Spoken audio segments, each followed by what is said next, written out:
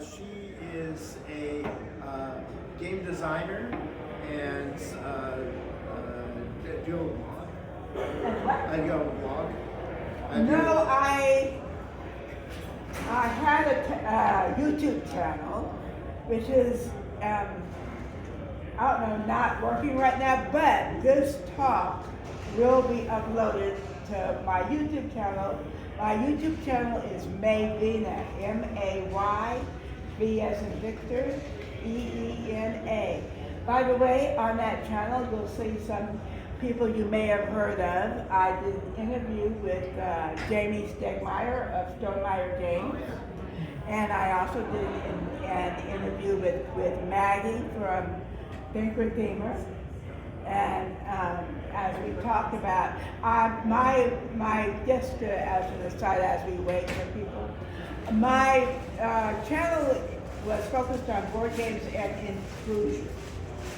Okay, so talking a lot about these, let's go to Africa and colonize. Okay, well let's also discuss what happened to the Africans when they went there and colonized. And because of this, Alexander Pfister, who made Mombasa, took Mombasa off the market. Mombasa was gone. Yeah. But So with the rest of it, it doesn't have content. No, but you can still buy it, you can still play it, because he re-released it as Skyrise, as sci-fi, and that's great.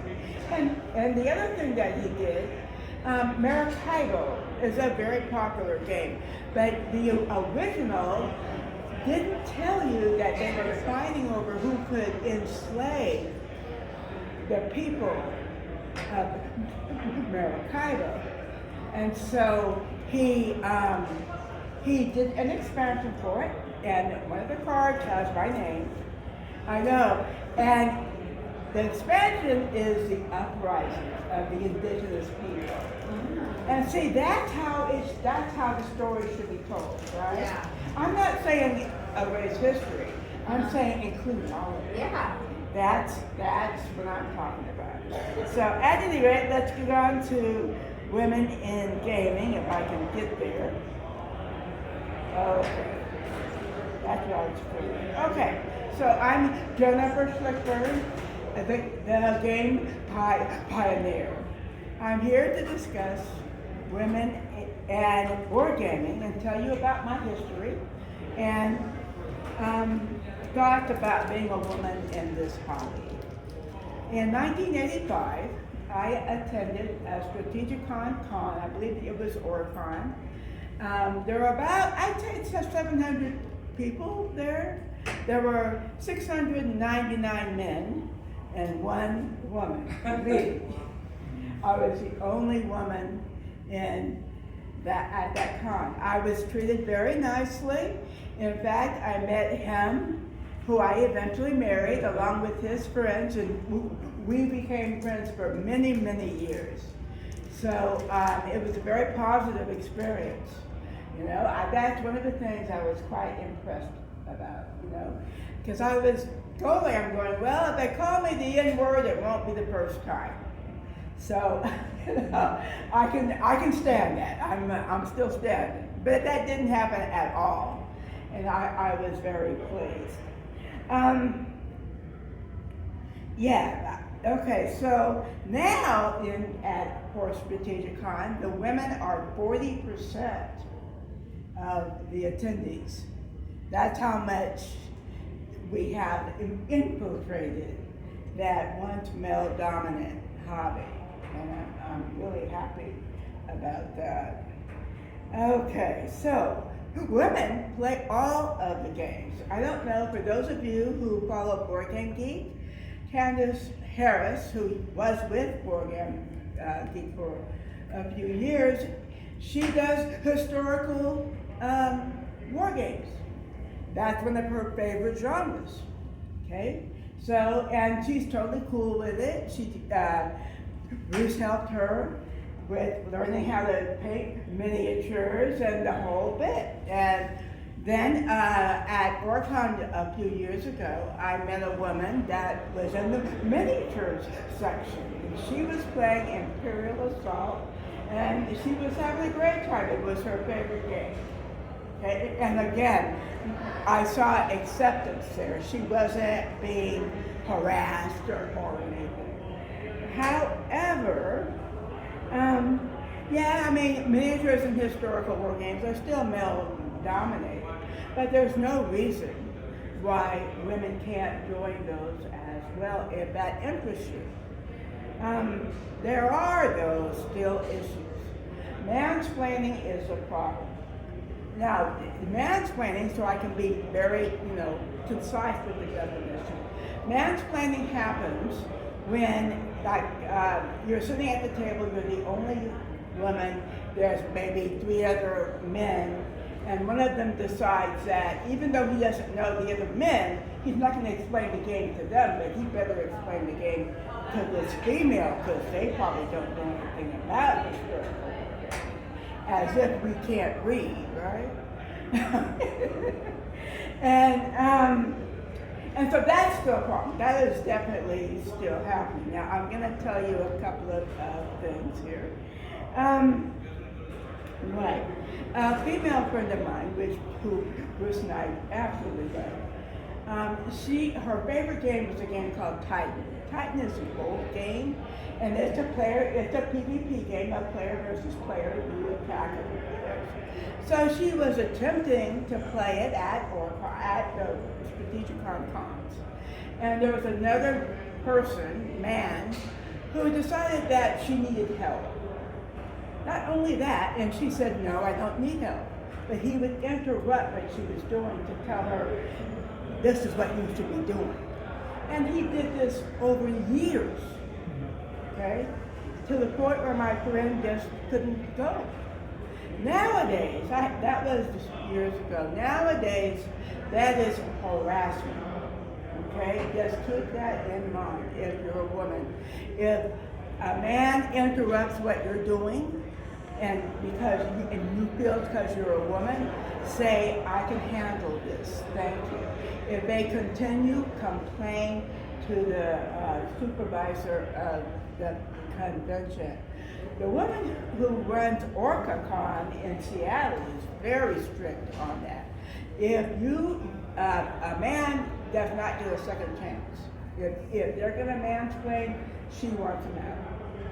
She's, like I said, she's very protective and she wants everyone to have a good time.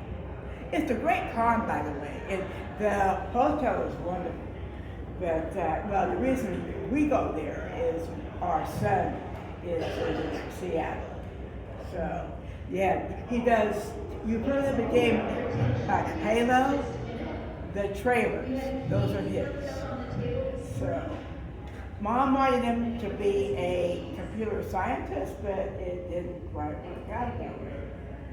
So, at any rate, also on Board Game Geek, which is the central, I think, the central website for hobby games versus mass market games, I was running a column called Ask Miss Neat.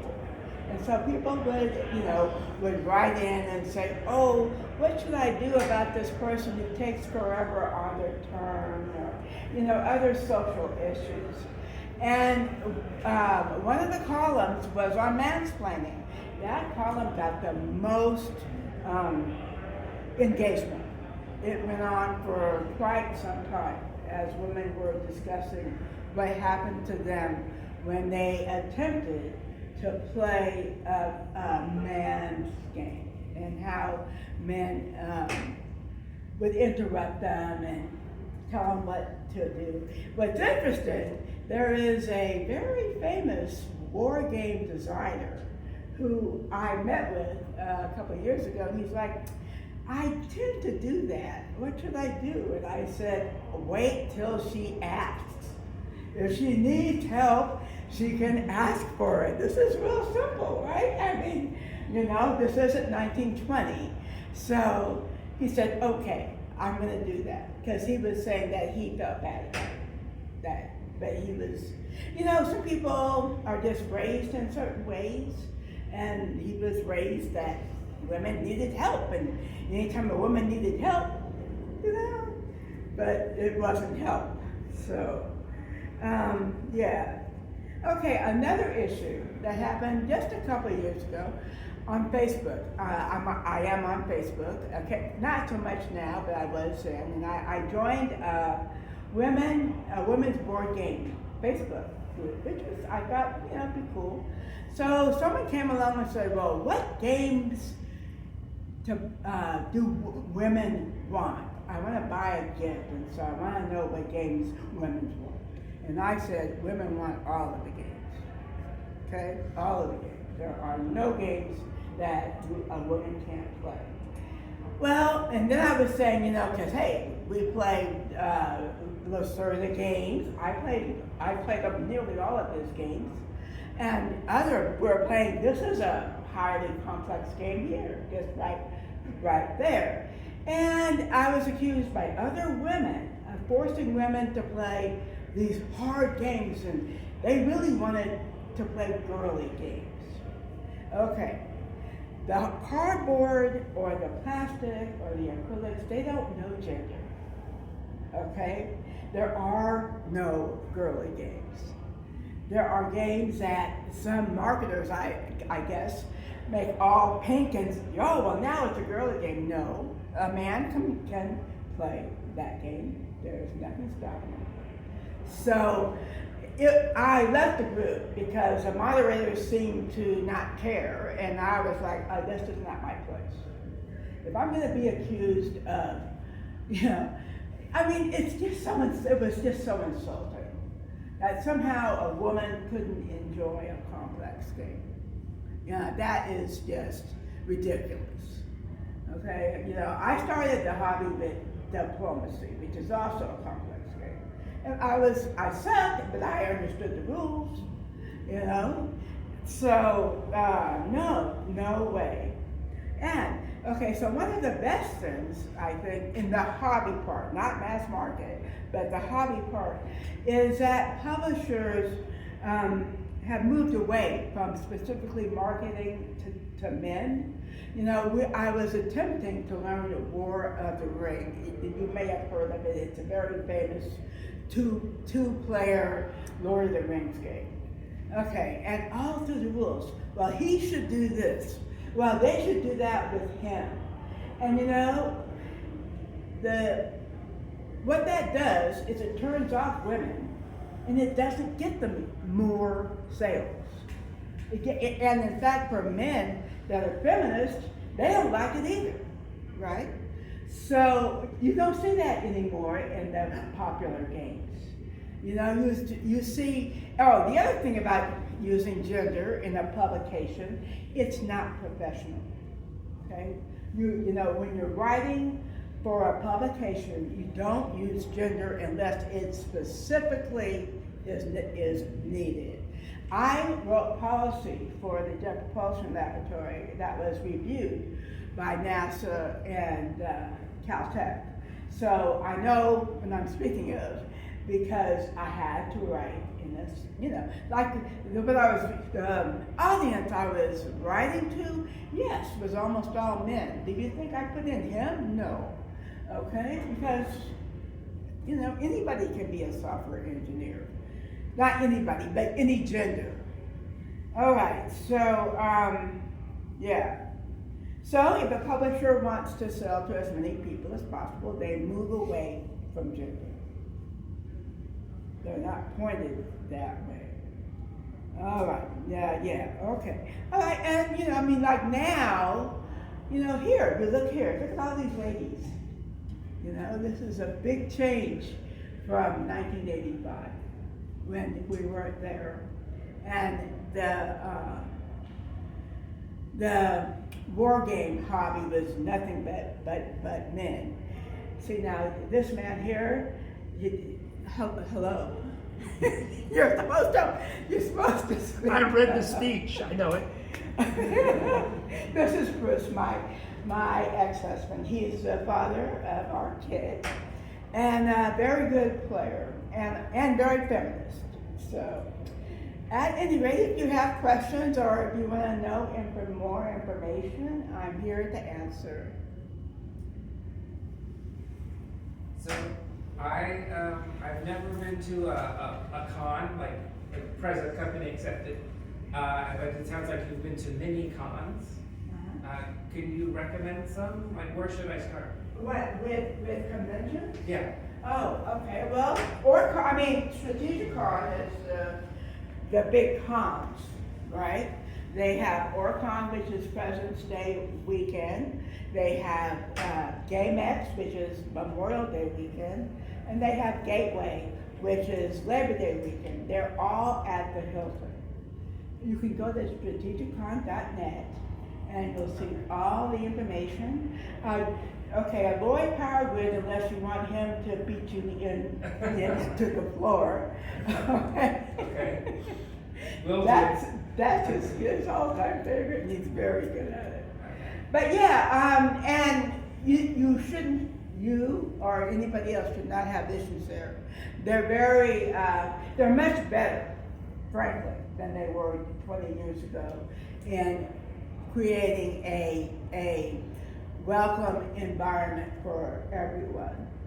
So, and if you go to strategiccon.net, you'll see the schedule. In fact, the schedule should be filling in about now for the Labor Day. So, any more questions or comments? All right, well, thank you for coming. I hope you found this interesting.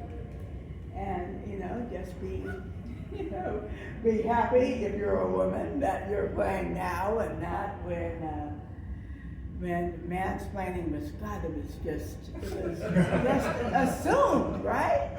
And it's like, why would you do that? Why would you think that we're too stupid to be able to pick up rules just like you? So, at any rate, thanks everyone for coming. I really appreciate it.